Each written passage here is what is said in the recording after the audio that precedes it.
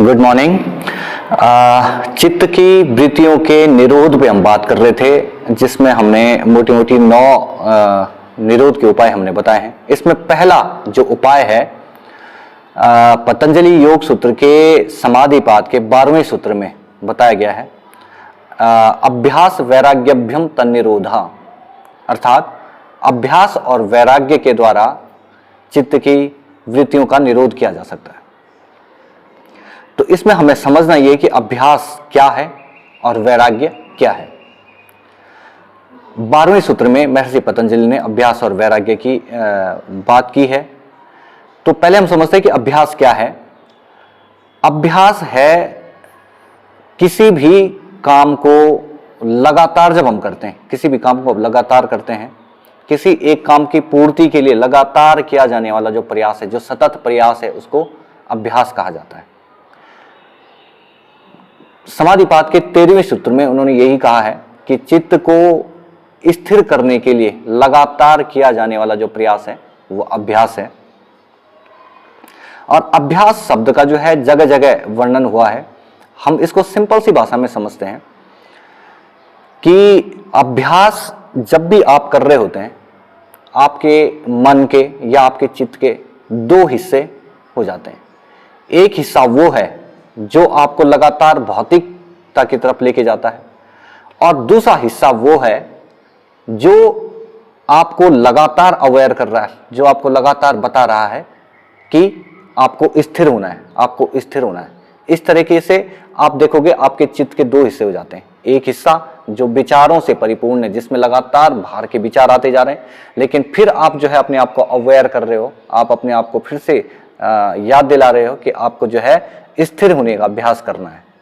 कुल मिलाकर इसको इस तरीके भी समझ सकते हैं जैसे आकाश है। हमने कहा था चित्त क्या है, एक शून्य की अवस्था है और आकाश के समान विशाल है।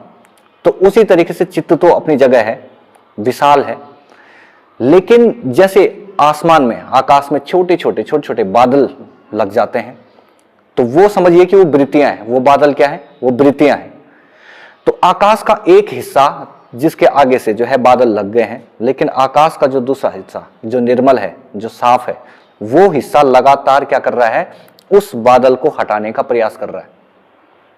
उस बादल को हटाने का लगातार प्रयास कर रहा है, और धीरे धीरे जैसे जैसे ये प्रयास सफल होता जाता है, तो आसमान से वो जो छोटे छोटे बादल के पुंजाएं हैं, वो पुंज क्या हो जाते हैं, स्वतः ही निकल जाते हैं, और आकाश वापस फिर से निर्मल हो जाता है। तो ये जो प्रक्रिया ये अभ्यास की है। इसी तरीके से हम वैराग्य को समझें। वैराग्य क्या है? ज्यादातर लोगों जो आजकल चल रहा है कि भगवा वस्त्र पहन के, रुद्राक्ष डाल के, कमंडल लेके और घर से पलायन कर देना, उसको लोग वैराग्य मानते हैं, लेकिन वास्तव में वैराग्य वो नहीं है। आप परिवार में रह के अपने दायित्वों का निर्वहन करते हुए निष्काम जो कर्म करते हैं, वास्तव में वो वैराग्य है। जहां आपका मन एकदम साफ रहता है, आपके अंदर कोई भी प्रपंच नहीं होता है, लेकिन आप कार्यों का निर्वहन भी साथ साथ में करते हैं, उस अवस्था का नाम वैराग्य है। जहां आपके मन में राग और द्वेष, लोभ मोह राग द्वेष, ये चीजें आपके मन में ना हो, वो स्थिति वैराग्य की है। ये गृहस्थ आश्रम में भी संभव है। वैराग्य गृहस्थ आश्रम में भी संभव है। अच्छा, अब हम वैराग्य को अगर समझे तो वैराग्य एक मन की वो स्थिति है, जैसे हमने कहा कि आसमान है, पूरी तरीके से निर्मल है। अभ्यास में हमने क्या कहा था कि अभ्यास वाली स्थिति में हम क्या करते हैं, मन का एक हिस्सा उस बादल को हटाने का प्रयास करता है, लेकिन वैराग्य में जो है वो आसमान या वो मन वृत्ति को एक्सेप्ट ही नहीं करता है। वो पूरी तरीके से ये मानता है कि वृत्ति है ही नहीं।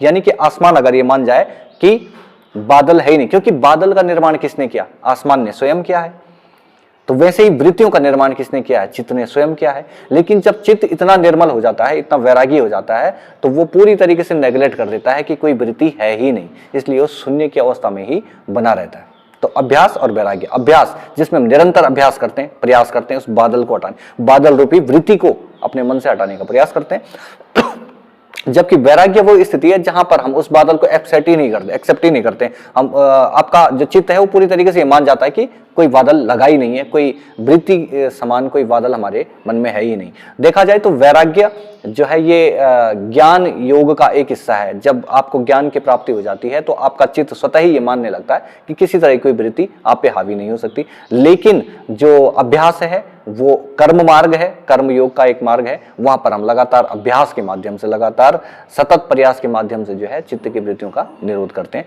तो अभ्यास और वैराग्य, ये 12वें सूत्र में महर्षि पतंजलि ने इसका वर्णन किया है। इसके बाद जो दूसरी वृत्ति, जो अन्य उपाय हैं, उन उपायों पर धीरे धीरे बात करेंगे। तब तक के लिए हरिओम।